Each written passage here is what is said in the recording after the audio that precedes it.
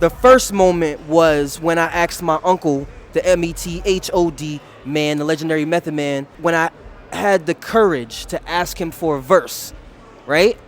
I was like, yo, if this is all my career amounts to, I'm good.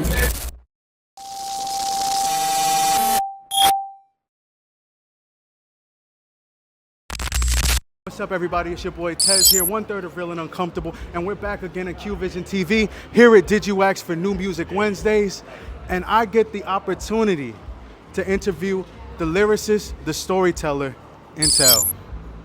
Yes, sir. Peace. Happy to be here. Thank you, yo. So, I mean, first off, you came in here and you might have gave me a couple compliments on the dress, but brother, you are a clean dude. You're a smooth guy.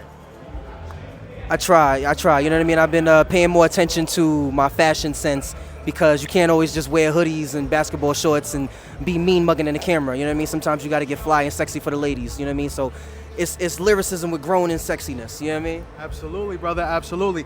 So that said, you know, I got a chance to peruse the IG. You know, social media does play a rather large role in all this, and we're here at DigiWaxx, so I wanted to kind of get your opinion on how has social media played a role in how you've like pursued music, pursued just getting yourself out there and the journey itself.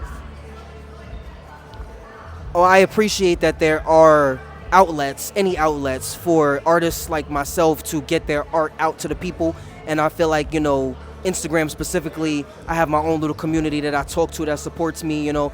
I kind of try to do the I'm on everything thing, but at this point in my career, I can't keep up with all of that. So I just focus on, you know, the things that are given back to me. But then there's a lot of, you know, downsides to the social media, like trying to keep up with the output of other people who their thing isn't music, their thing is output. You know what I mean? Like my thing is music. I'll take 4 months to make an album, but within 4 months they will have made maybe 400 videos, you know, about music, maybe not making music, you know? So, and that's all meshed in the same algorithm. So I got to compete with that. So it's making it a little bit more challenging, but still sharp and still, and I'm going to adapt no matter what, you know what I'm saying? I'm the original AI, I'm the original Chat GPT, so I'm going to keep growing and self-learning, you already know. I love that. So that said, content plays a massive role. Output, you said it yourself. At this point, social media, I think it's fair to say that to get people invested in you, you kind of got to give them a little bit of access to you. And of course, as an artist, there's a little bit of privacy that's sacred to the creative process. How do you balance the two? Like giving people enough to be like, nah, I'm engaged, I'm invested, but also being able to keep some of the stuff for yourself? It's a great question. It's been a challenge navigating that because I'm a introvert and a private person, but you know, sometimes people don't fall in love with your music until they can fall in love with you. You know what I mean? So I had to learn how to give more of myself to the people. But I figured it out that I just need to give more of them through the music, you know? And then when it is time for me to step outside, don't be shy and look good. You know what I mean? But I don't need to be seen and heard every single day because, you know, I'm older than I look. I'm from the old school era of, the, you know, the movie star era where you only seen Will Smith on the screen. You know what I mean? You only seen certain people, Michael Jordan on the court. You know what I mean? You only see Michael Jackson on stage. Like, it's certain people you don't see everywhere all the time. And we still have superstars like that. Shout out to K-Dot. You know what I'm saying? You don't see K-Dot unless he's on tour, he's doing a record, he's doing a promo run, or he's in Africa. You know what I'm saying? So, exactly. But I'm also not opposed to popping up, you know, especially if it's for the community, especially if it's for something good, for something positive. Then I'll be there, I'll show face, because I'm not above none of that. But, you know, my air is unique and my presence is a present. So I just try to, you know, remember that and walk with that. I think there's something to be said about exclusivity there too. Picking and choosing your moments, not overexposing yourself. But you said something about being an introvert. And brother, I don't get that, at least not from your social media. Maybe it's a little bit curated, but you know, that said, I've seen you at a couple of events and I gotta ask you, and this might be a little bit of deep cut for those joining us just from the hip hop side of things, but who wins in a fight, man? Goku with a Sharingan or Naruto with Ultra Instinct? That's crazy. That's crazy that you did that, because no one ever did that. What you just did like that, that was fire. That's a head scratcher. Damn. Did I stump you?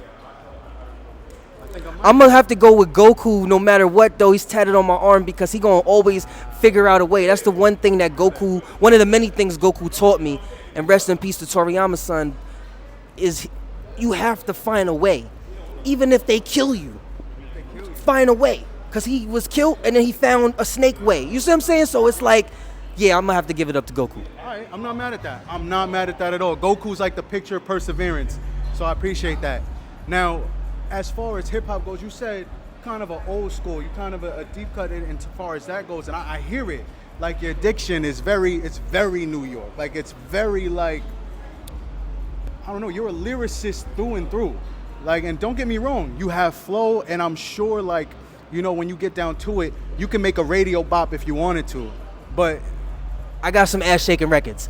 Check my catalog. I got some stripper music and I got some ass shaking records. It's not all lyrical, miracle, spiritual.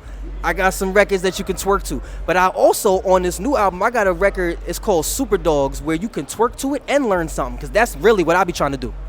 Bringing the worlds together and maybe bringing us to the strip club after this. So, Absolutely. So as talking to an up-and-coming artist and being one myself, right? I know there's something to be said about the journey, about the moments, and living in those moments. Has there been a moment yet that has really like had you say, yo, I'm here?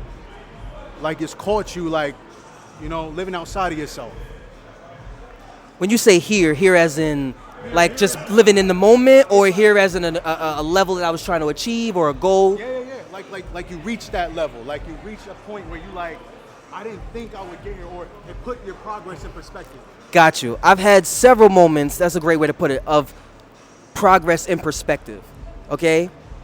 The first moment was when I asked my uncle, the METHOD man, the legendary Method Man, who's he married my mother's sister, so that's how he's my uncle. And when I had the courage to ask him for a verse, right? And then he asked me what the beat sound like, and then he asked me what my verse sound like, and then he gave a mean face, right? And then he gave me the verse, came to the studio with me and all that, right? That was the first moment where I was like, yo, if this is all my career amounts to, I'm good, right? Then I had another moment like that when I worked with R.A. the Rugged Man, right? And the first time I sent him the first verse, he was like, it ain't good enough. Do it again. I'm sorry, I'm skipping over. Before that, I got to work with Inspector Deck, the Rebel INS, who also said, that first verse ain't, do it again. And that hook, do it again. So working with my idols or people I looked up to, and then having them sharpen me and not just give me whatever to give me whatever. Because niggas could get whatever to get whatever. You know what I'm saying? They was like, nah, I see the potential and I fucks with young dude. Let me take him from a Padawan to a Jedi, right? Then another moment when Meth put me on a record with Snoop Dogg. And Snoop Dogg called me nephew on that same record. So I'm just like, yo, and there's years and years in between all these moments that you have to push through the nothingness. You have to push through the failure. You have to push through the doubt to get to these moments of significance, these perspectives and progress. You know what I'm saying? Like, because that's what keeps you going. These are the fuel, the plutonium nuggets that's going in the DeLorean right now. And the most recent moment, because there's a whole bunch in between the one I just gave you and the one I'm about to tell you. But I don't want to take up all the time, right? The most recent one, I got to have a private conversation with the abbot of the Wu-Tang Clan, the Resurrector, okay? And I got to speak to him about my music. I got to speak to him about my film career, because I'm also a SAG actor. Shout out to SAG, Unions Unite. And I got to speak to him about Second Generation Wu. And what we spoke about, I'm not going to go into detail, but torches were passed, right? Even if it was in private, and that's okay with me, because I wasn't even expecting that when I was 13 years old writing poetry in the Marble Notebook. So to come from that to this, man, I'm just happy to be here. I'm happy to be on this show. I'm happy to be talking to you. And we got to get in the studio. Let's do it.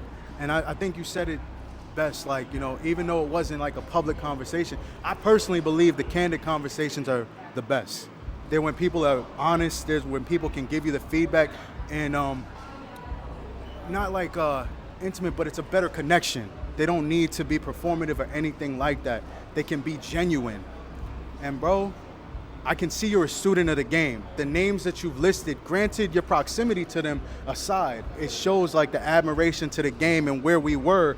It's as far as where we're going. And I'm not gonna lie, this is a hot take for myself. I think that hip hop has kind of lost touch. It's one of the few genres that has lost touch with the past at times.